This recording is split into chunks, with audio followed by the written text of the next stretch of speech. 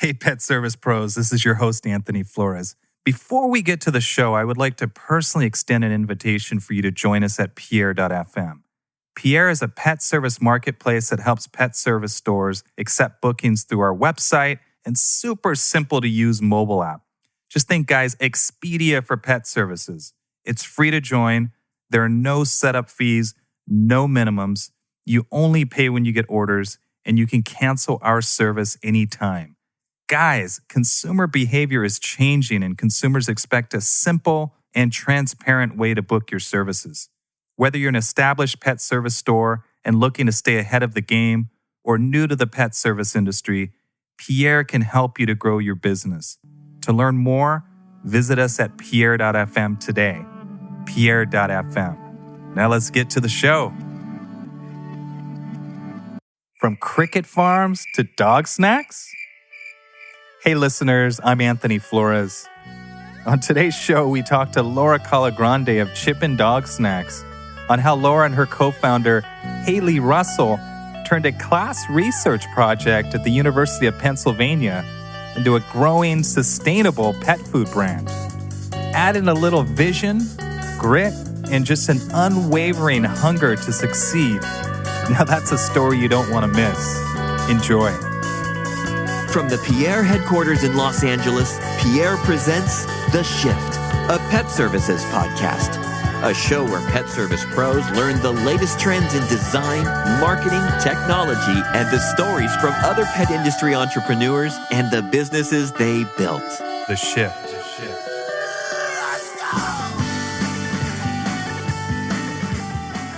Look who we have in the building. Laura, how are you? I'm great. Hi, guys. Oh, my God. It's great to see you again. Right out of the gate, I wanted to tell you congratulations. You guys had just gone on Shark Tank, right? Yeah, still don't know, but yes, we tried out.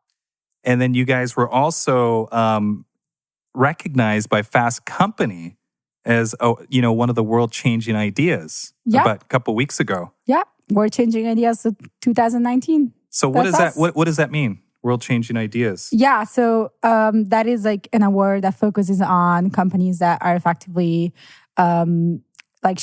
shifting how some of the industry are working and like really kind of moving towards a more sustainable and equitable future, which is 100% what we stand on. So very, very exciting. We'll get into the details of sustainability and what that means to you guys too.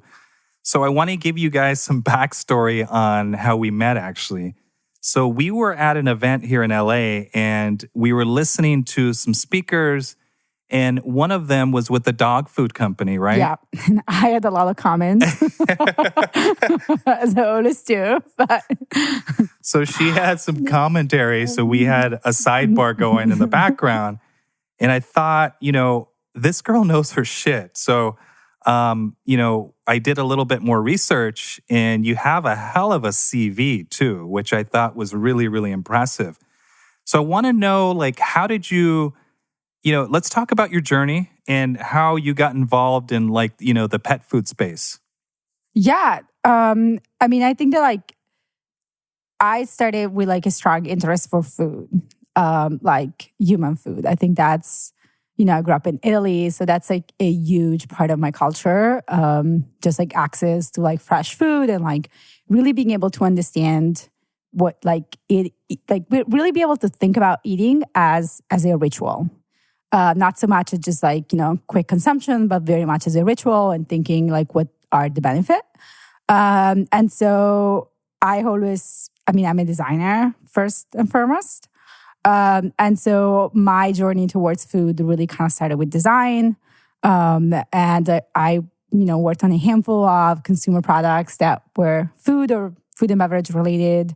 And then I worked on Starbucks and then eventually, after I met my co-founder and we started Chippin, kind of landed on pet food.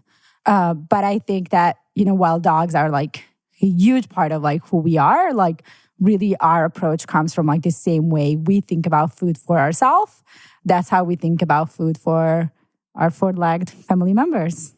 So let's back up a little. Let's talk about your background in architecture and product design. Mm-hmm. This is a smart girl here, you guys. She went to University of Pennsylvania. They've got, the world famous business school, Wharton. Yeah, Haley went to Wharton. Haley went to Wharton. She's an all-star. Unfortunately, Haley is not here. She's on the East Coast. She's on the East Coast right now. She's in DC. We'll get next time she comes out, we'll make sure that we get her on. 100%.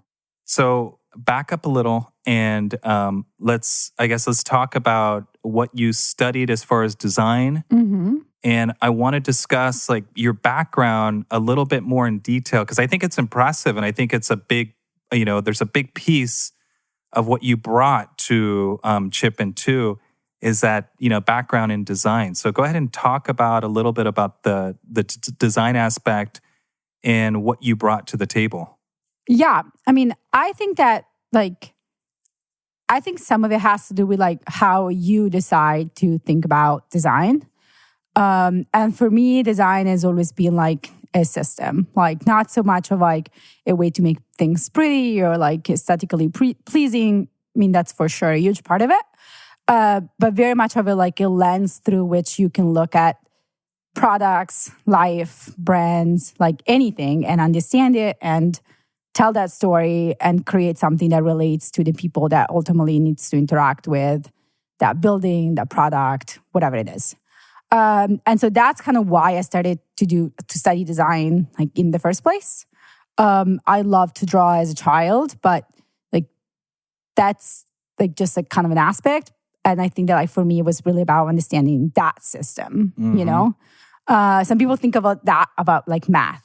So like someone could like understand reality through like numbers. And for me, it was always about like how design could tell a story and how could like you could break down information and so quickly understand it.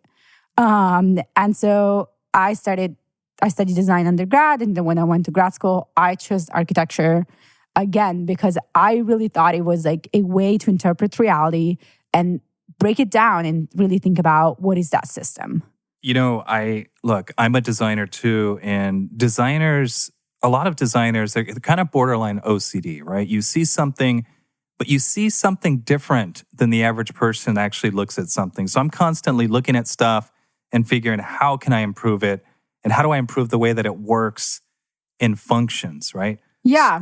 I mean, I think it's a language. Like, I think that like, because like the first, like people talk about first impressions, right? I feel like design, it's like the way like you look at something, you feel something and you understand something as soon as you do that. And so like, I think it's such a powerful language and it's such a powerful like way to communicate, bond, tell stories. And you know what? Let's talk about your co-founder, Haley. Mm-hmm. So discuss how you guys met and how the two of you kind of complement each other. Yeah. So we met at this mixer, this like was like a like innovation mixer or whatever. And yeah, we actually bonded over food, which is kind of funny. But like we bonded because like I just moved back to the East Coast. She just moved back to the East Coast. She also lived in LA.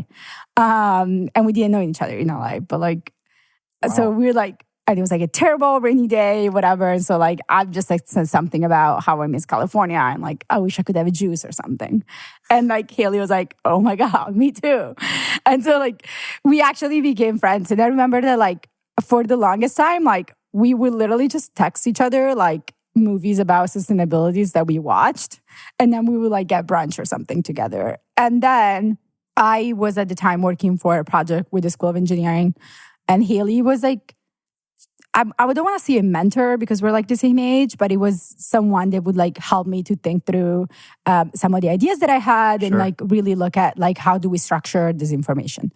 Effectively, we were like professional connections before we were friends. And then we became friends and then we became roommates. Oh, wow. Yeah. Was that on the East Coast or here? Yeah. So that was like when we were in grad school. Okay. So what is her background? Like, how are you guys complementing each other? Yeah, sorry. On the design end and... Yeah, you're right. That was part of your question.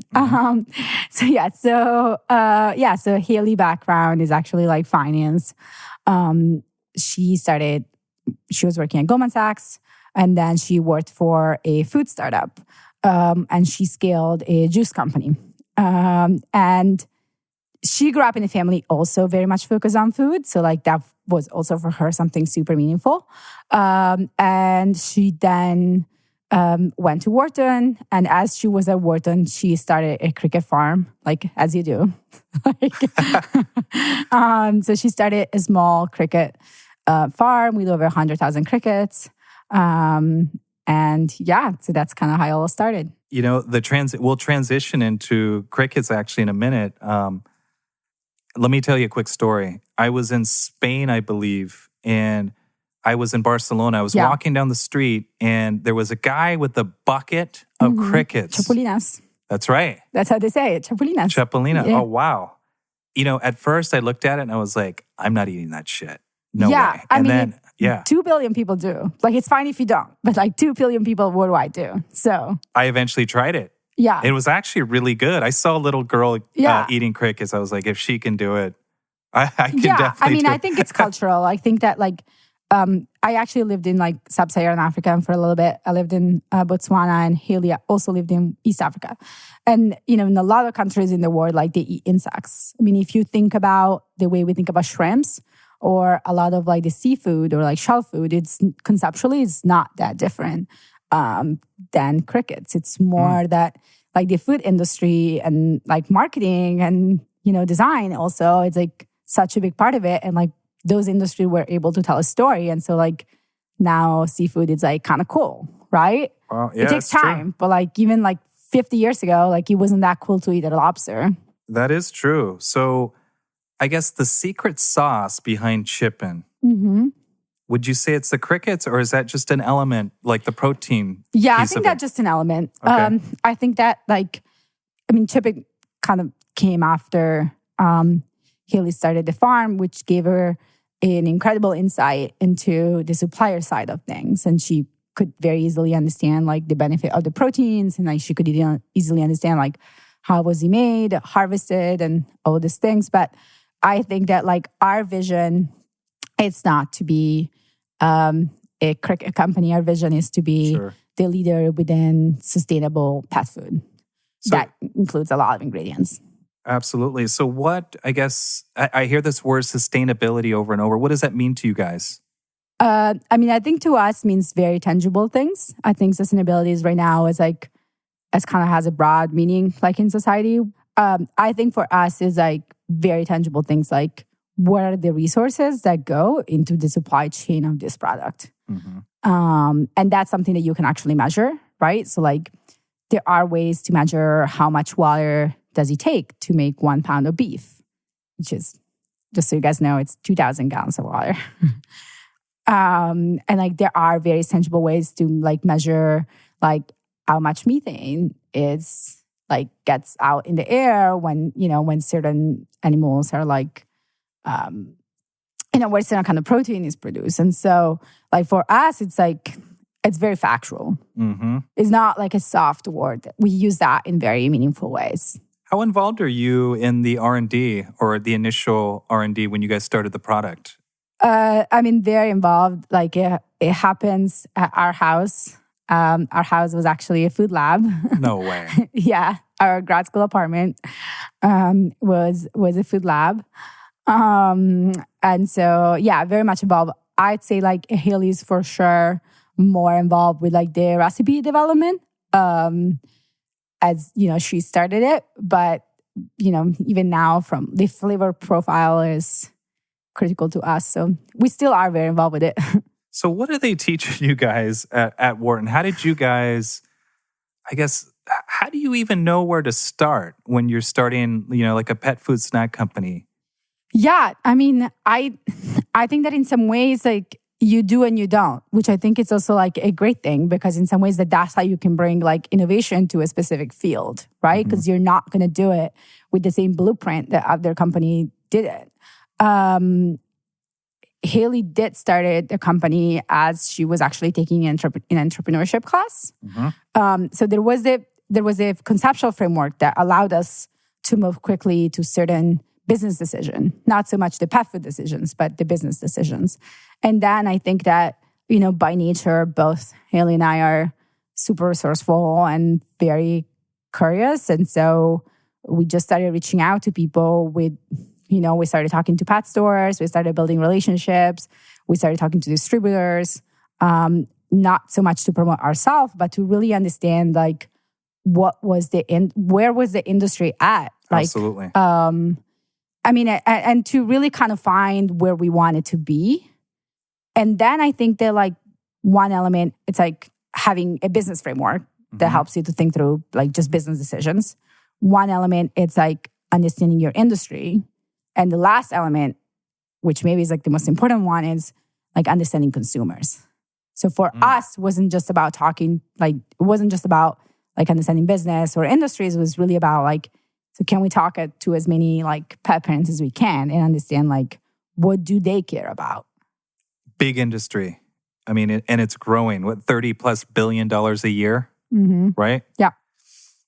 The aviation industry hasn't changed. I mean, there's very little innovation there. And I guess you can argue the same for, the dog food industry too. Yeah. Or just, so I guess, what are you guys doing different? How are you guys disrupting the industry and perhaps taking a different approach? Yeah. I mean, I think a lot of it comes from like our understanding of the food industry. And so I think a lot of it comes from like us deciding that the same way we think about food for ourselves is the way that we think about food for our dogs.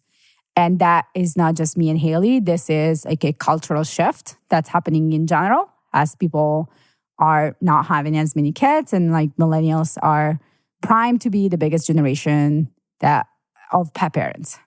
And so we understood that this is happening and decided to take our own personal approach and cultural approach really to food and take it into pet food. So Laura brought some samples actually, and the packaging is really, really cool. And we'll go into the colors and like aesthetics in a minute. But I asked her, I said, look, if you put this down on a table, I might think it's a protein bar, right? So have you had people that have actually picked up your, one of your packages and just started eating them? Lots of them. We actually have an Amazon review. So guys, we're on Amazon. But wow. We actually have an Amazon review that says that like my dad ate it for breakfast. And they're good, and right? They're good. So yeah, I mean, for us, the recipe portion of it was like so critical. Not just for like the dog, like not just for the aspect of like pleasing the dog, but also for like, you don't want to be washing your hands after you feed your dog. Like, that's right. Why should you don't do that with like whenever you pick up a chips, like a crackers or something. You're not washing your hands afterwards. That's right. And so like why does it have to smell bad? Like why? What is that? What is that smell like with some dog foods where you like you said, you touch it, you can smell that dog food and you're like, I got to wash my hands right away. Yeah. I mean, I think a lot of it, it's like how, and that's also with human food to be fair, but like, I think a lot of it, it's like when something isn't necessarily natural, there are like additive, like powders or things that you add to like a dry piece of like cracker to like simulate a certain kind of like smell. Like, I'm not going to make names, but like there are a lot of pet food that like a lot of treats that have like bananas actually doesn't have any banana in it. It's just like kind of like a powder that like makes it smell like it, And so for us was like, we're never going to do that. Like, for us was like, it's going to smell like what it should smell. And it's going to be a natural smell that like you almost want to eat yourself while you're feeding to like your dog. So the idea of freshness, when I think of freshness, I think, okay, fresh celery or lettuce, etc. Eventually there's a shelf life. It's going to go bad because it is fresh. I guess, how do you guys look at your product? And is it something that you would put in that same category as something, it doesn't need to be refrigerated, right?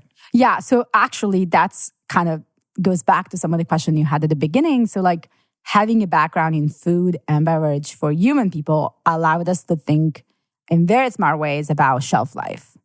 So when Haley worked for the juice company, she quickly realized that like if your product has too short of a shelf life, it's going to be really hard because you have to sell quickly to inventory. That's right. And so part of the work that we did on our recipe was like, can we use things that are like natural, like no preservatives, no artificial flavors, but still kind of have a shelf life of 18 months?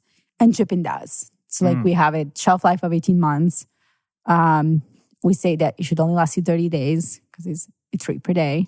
But, you know, so thinking about that, it's critical actually from a supply chain perspective. Very, very important. Absolutely. By the time you get it out on the shelves, you know, it's already going bad. Yeah. How do you guys, you know, have something that still tastes fresh, but can also last a little bit of time so that it can go through the supply chain and get on shelves? We just use the ingredients that you see on the packaging. So that's it. I mean, there are ways to do it. Like, you don't have to have a product that lasts for 5 years, you know, 18 months is plenty. Like, and how is I guess you guys consider yourself a snack company for dogs, right? Yeah. How is a snack different than a treat? I think for us, it's more like the use case that's like perhaps different.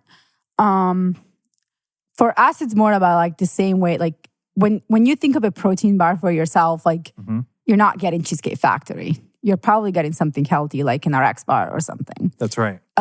You're getting something that's like nutritious enough that will get you through the day. You're getting something that in fact adds to your diet. And so we are not thinking of ourselves as like just purely a reward. We are thinking of ourselves as like, this is a snack that adds protein variety to a dog's nutrition that has functional benefit because actually cricket has more omega-3 and more B12 than salmon. And so it's truly good for you. And if you want to use it as a reward because your dog has been great, like 100% go ahead. But really there is a very kind of objective approach to saying like, is this good or this is not? And is this adding something or not? You know, wheat, gluten, corn, you know, you hear about this, I mean, even with our own food, right? Yeah. So good or bad for pets? I mean, I think that like the grain-free is like a big fad right now. And I think that, you know, like there's so many articles out there that people can read. But I think for us, it's not so much about saying like grain-free or not grain-free. It's about saying like no fillers, no artificial products. And so like we use oats, which are naturally gluten-free, which helps the digestive system. Gotcha. And are actually good for dogs.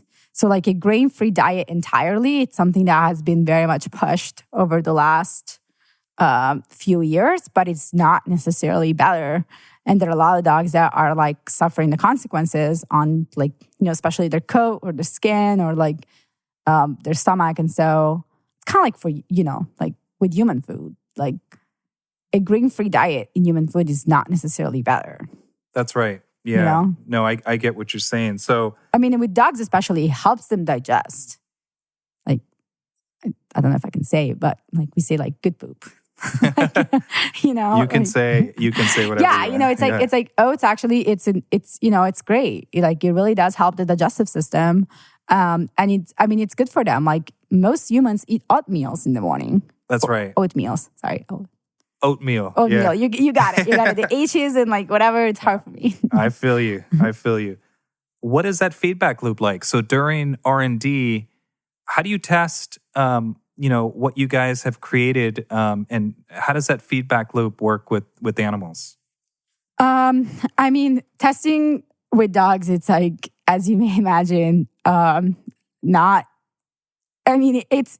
it's the easiest thing and also the hardest thing, right? It's the easiest thing because they're not going to lie to you. Right. So, and they love everything. You put anything in front of them, they're not every dog. Okay. Not every dog. Does Pierre like everything? He's like a picky eater or no? You know what? He likes everything. He likes this everything. guy will eat. But you're right. We do. I have seen dogs. Coda's picky. He won't eat. I mean, if we started testing Primal. It was and rough. he actually, initially it's like, what is this? Yeah, right? yeah, and then eventually he starts to get used to it. So, but you're right. Some dogs are picky No, too. a lot of dogs are picky. I think that my dog also not picky, so like not a real tester. Okay. But Haley's dog, Ren, that's how we kind of came across crickets.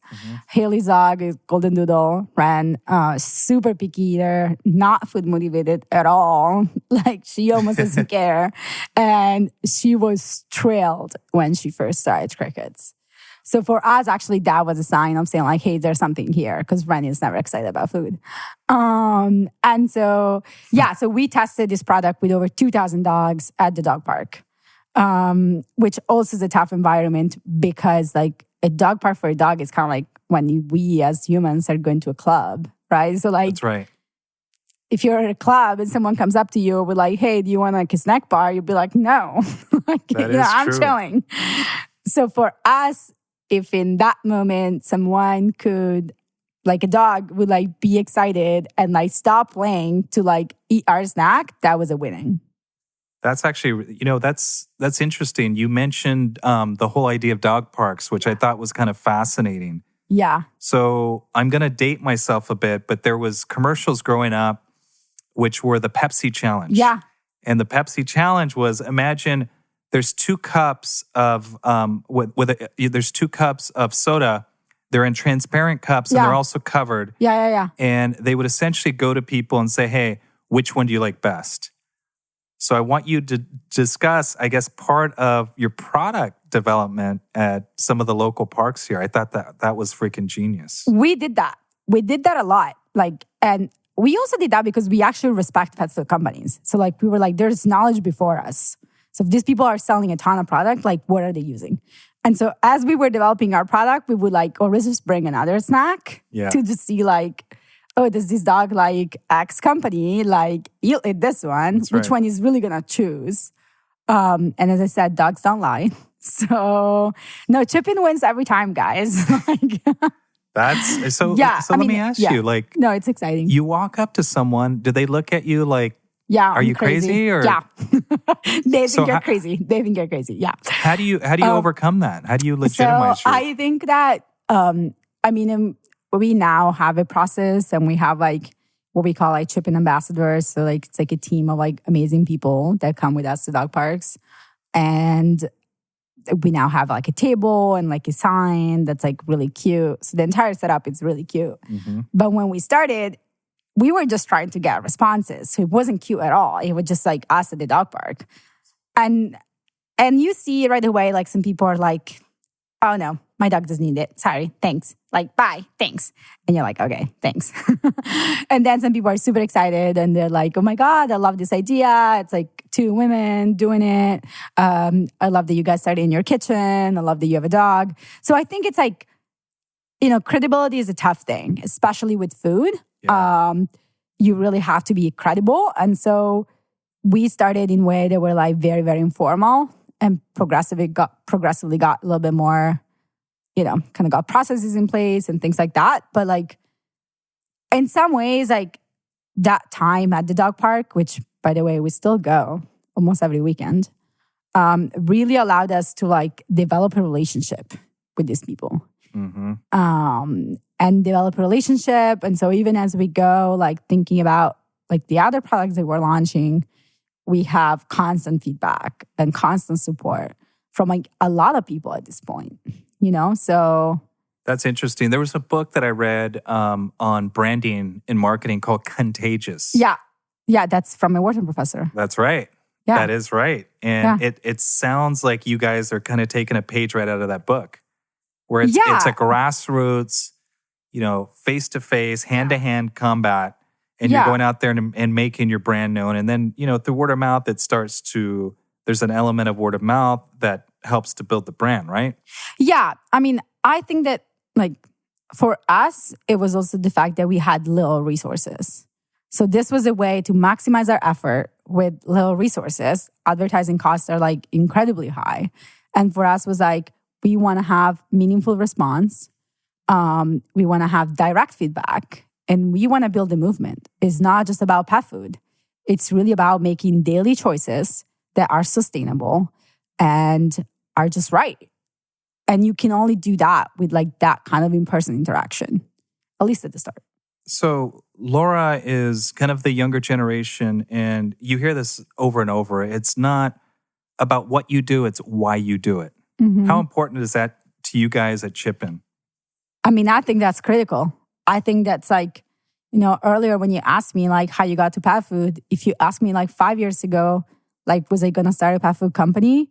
Like, I would have said no. And I think that for me, it's like, because it's not about the pet food. It's really about saying like, this is a meaningful part. Like dogs are a meaningful part of our food system. Mm-hmm. And so it's really about like saying like, I love dogs. And it's really about saying like, can we have an impact through something that it's so apparently small as like the treats that you give your dog. Mm-hmm. Mm-hmm. I mean, can I give you a real sense of that? I would love that. Like you and Pierre in 1 year, Pierre is Anthony's dog. You and Pierre in 1 year can save 500 gallons of water. Wow. Just by like using Chippin on a monthly basis. So how? How does that work? Like, how do you break that down?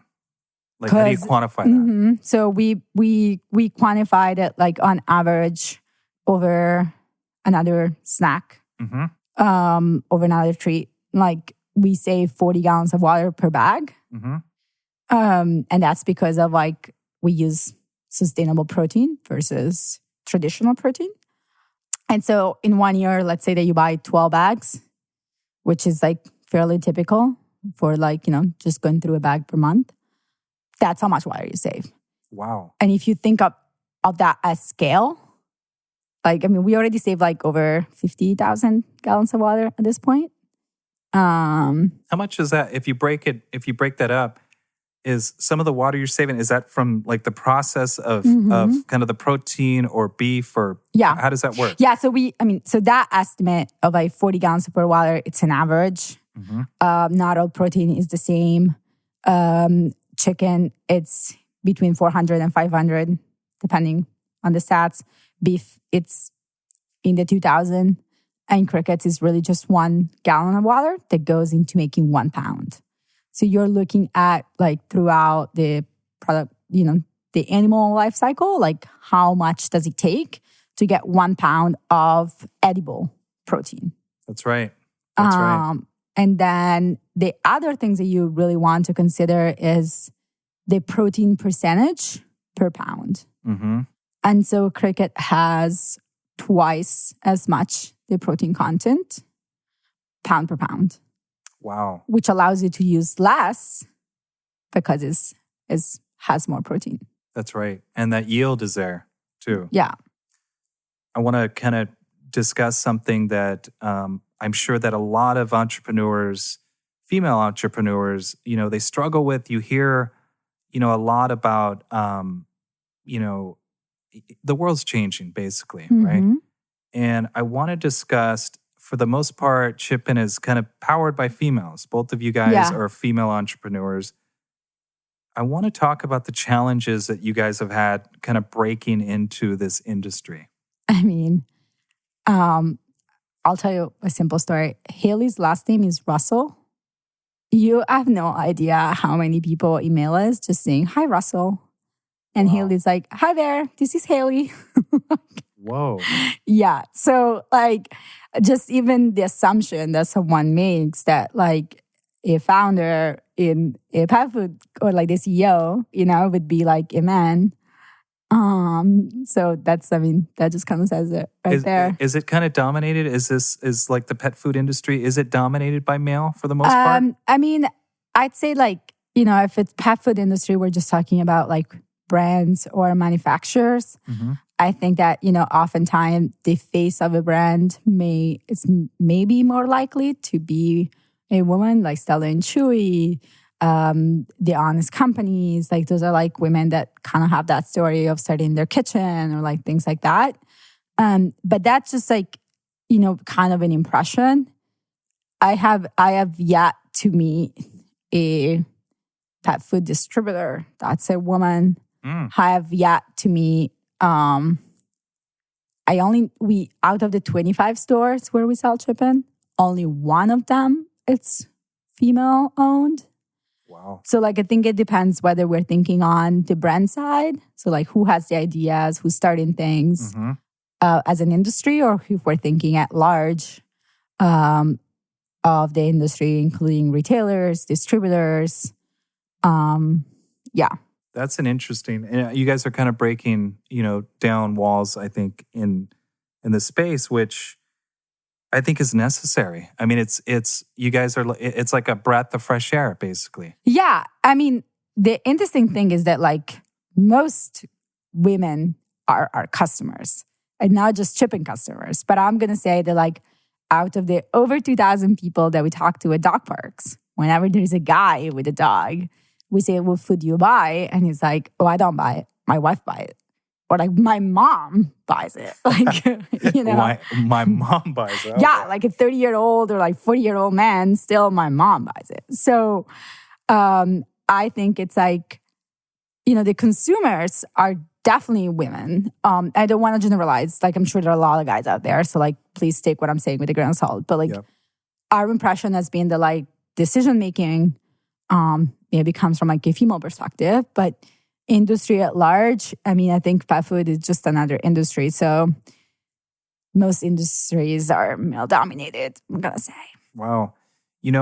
I think, I wanted to ask you about both kind of the B2B side, which on the retail end, and direct to consumer. Yeah. Are you guys doing both? We are doing both, and it's a very intentional choice. That's something that we spend a lot of time thinking about. I think most companies started by like people our age or direct to consumers. And there is a lot of pressure, even on the investing side, to like have it direct to consumer companies. I think for us, it's more about saying like, where are the customers? And the reality is that like buying in a pet food store, it's a fairly enjoyable experience. Especially with like the rising of like premium pet food stores, or like even, places like Petco, where like highly focused on innovation and like, it's a kind of a really nice, enjoyable experience. There really is an argument to be made to be to have a B2B side. Well, look, from a branding perspective, for sure. I mean, 100%. They've got your name out there and they have reach.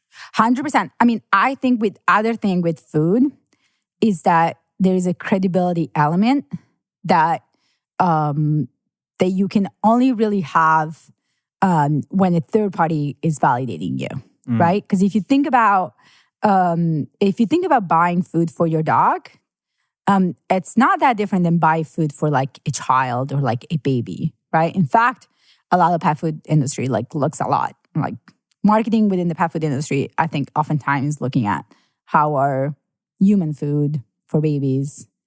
It's very similar. Yeah. Look, there's a trust issue.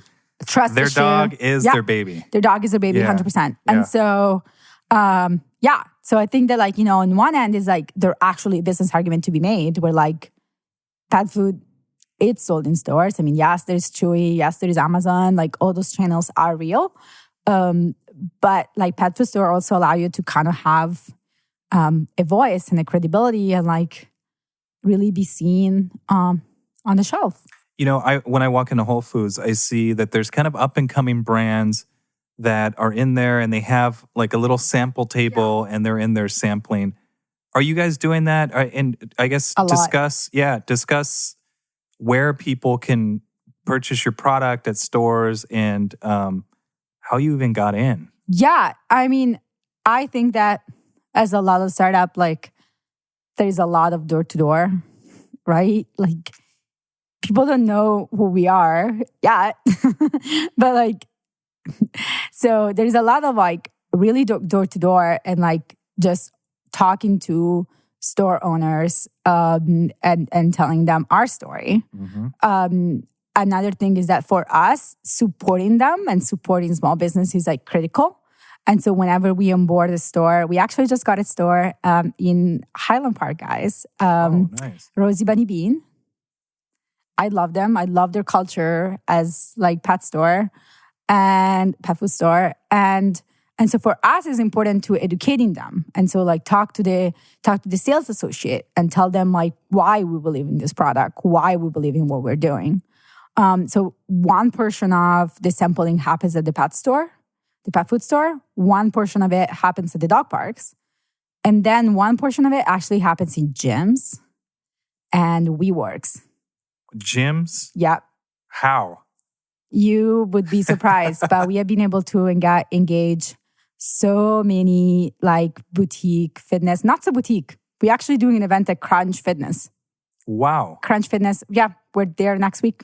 So wait, do they bring their dogs in? Or yeah, people can bring their dog at the gym. Like they can What? just park it there as they're getting to their class. And we have samples. They can try it. They can buy it right there. And so actually gyms and WeWork locations have been very, very helpful for us to going back to the sense of community, going back to the sense of like movement. Yeah. That's really interesting. You know, there's I'm huge How I Built This fan. And there was a podcast on Sarah Blakely, the founder of Spanx. I know it. Okay. So we're going back to stores here. And there's a story that she actually discussed how she would just show up to various stores that were actually carrying her product. And buy it. Well, let's back up. So Sorry. they would place that. She would actually go take the product. She would, first of all, she'd observe. She'd say, you know what? Why is my product way in the back in the dark? She would literally grab her products and put them basically right on the counter next to the register, and the salespeople wouldn't say shit. They had no idea. She just said, she made it feel like, you know, I'm supposed to be here and this is what's actually supposed to happen.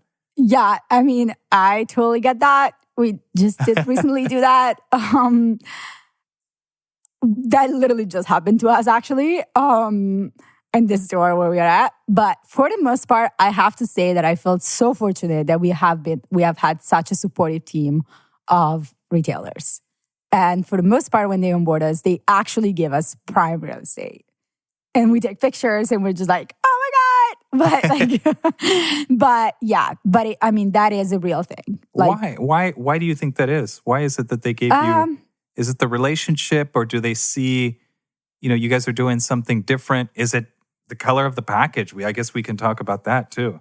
Yeah, I mean, I think for them it's to say like, hey, this is a new product. This is a product that we want to stand behind. To be honest, like we just interviewed one of the like retail store where we are in Philadelphia, and she was just like, I support what you guys are doing. Like this is what we need in the pet food industry now. And so I think a lot of them are just like, this is kind of cool, you know? And as a pet food store, it also gives them an edge. Have you guys, like how, as far as just growing, how are you guys doing it? Have you guys raised money? How big is the team? And I guess, how are you reaching, you know, both stores and people? Yeah. So we have not really raised money yet. We have been incredibly capital efficient. And I think, you know, back to your earlier question, we were able to do that because we have very different backgrounds. And so a lot of the things that, you know, companies, startups normally need to hire someone to do, we were able to do ourselves, from building the website to, you know, to like understanding operations and maximizing everything, really. And so has been me and Haley. And then we have been very fortunate to have a good group of like interns or brand ambassadors that kind of joined us because they thought it was such a meaningful mission. And that has been like our biggest recruiting assets, like to have people that really say like, I want to get behind this. Like, this is cool. And so... I think, you know, going back to what we said earlier, it's not what you do, it's why. Yeah. And people fall in love with the product. There was I don't know if did you see that documentary on, it was kind of the equivalent of Coachella it was on Fire Netflix. Festival. Fire Festival. And you see a lot of those guys that were actually helping out. They fell in love with the idea. Yeah. not the guy that was running it, but the idea, and they stood by it. And a lot of those guys to the very end, right? Yeah, we're hopefully not like them, but But I guess my point Yeah. is that, when there's the why is so, as we go back, that why, especially today, is super important, right? I mean, I think that at least for us, it's not just the why in general, right? I think for us is like global warming and climate change is the biggest threat to food security worldwide. That's number one. Number two, women are majorly impacted by climate change because they're typically the primary, they're typically the people that buys the food. So like all over the world, like women are more impacted than men. And so for us, it's not so much of saying like, this is a why that I kind of can naively believe into, but it's just like, this is just what we have to do right now. Absolutely. So I think, but I mean, I'm being very serious because obviously this is a, like very serious kind of, pressing matter of our times. Yep. At the same time, we decided to approach this very serious and also kind of overwhelming problem in a way that was very manageable and almost happy. Like Chippin is a happy brand, right? So like for us, and that's where kind of design comes in, for us was about like, can we tell this like environmental sustainability story from an angle that's like, hey, we have a power to change things. Hey, small choices can really, make it meaningful, sizable difference. And so like on the positive side, And I think you guys are definitely doing that. You had mentioned that Chippin is, it's a happy company. Yeah. And if you look at the packaging, you guys actually use yellow. And Yeah. there's psychology to colors. I know that you're a designer, so you're well aware of this. Was the colors and stuff that you use, was that by design? Yeah, it was 100% a deliberate choice. It was also a choice that we tested extensively at dog parks. So we would have like a few different options and we would just like kind of see what were pet parents gravitating towards without being prompted, without being like told anything. And so, like products are emotional, right? People respond to emotion. I mean, that's why design is so critical because like they can make you feel a certain way. Absolutely. And so we just, those things are like kind of emotional, but like the approach behind it, it's very data driven. And so like we were very much quantifying like how many people in this session at the dog park are moving toward this product versus that one. And like we did the same thing with ingredients. So like the entire process was like super methodical. When I look at a company that sells food, drinks, etc., it's a total sensory experience. You have to try it, you have to taste it.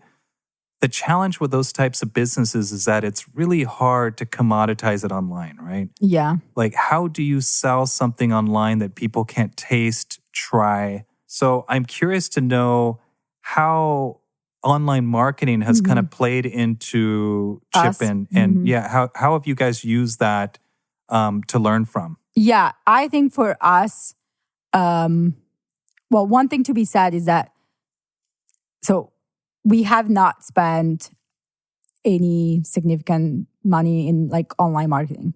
So everything that we got from online, it was very much organic and word of mouth. So we used Instagram. Check us out, guys. Chippin time. We used Instagram as a way to build a movement, and we would talk about dogs and like the stories that these dogs had and like the relationship that they had with their pet parents. And that's how people typically get to us. And so it's not so much from like a search intent. I mean, that is a little bit on Amazon, but for the most part, it's really kind of coming from like, oh, hey, this is something that I align myself with. Like, I want to tell these people my dog story. And I want to tell these people what I feel my dog, or where do I take him for a walk or for a hike. And so most people kind of arrive to us from just either word of mouth or they've seen it on Instagram. And that's kind of how they land on our website. With that said, I think the challenge in food is that oftentimes food is an impulse. Mm. So, especially with like a category like treats. So, you're not necessarily like weeks ahead searching for dog treats. You're just kind of impulsively buying That's right. what you see. And so that's why the story, it's critical because someone needs to think of you before they think of the need of buying something.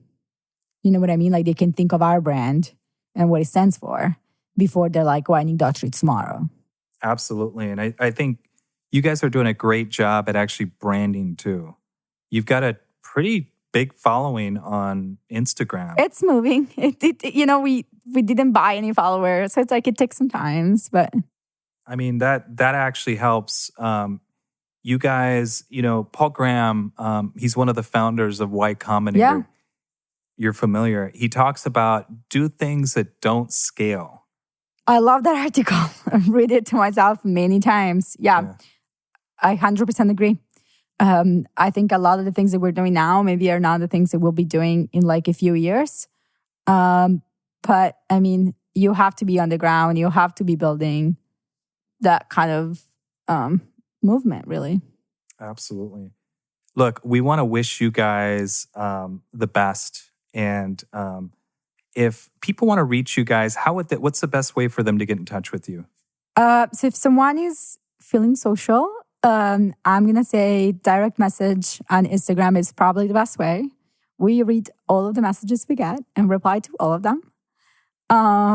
If they want to like just reach us via email, they can actually reach me personally at Laura, spelled like Laura, Laura, at chippinsnacks.com or Haley at chippinsnacks.com. So we're very accessible.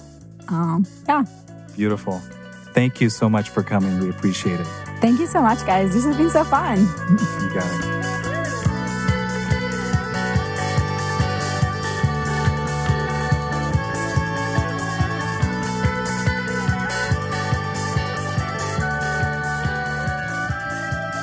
Hey guys, we really hope you enjoyed this episode and thanks so much for listening to the show this week. You can subscribe wherever you're listening and we love feedback. So feel free to also leave us a review. You can also visit us on Instagram at Book with Pierre. Until next time, I'm Anthony Flores and you're listening to The Shift, a pet service podcast.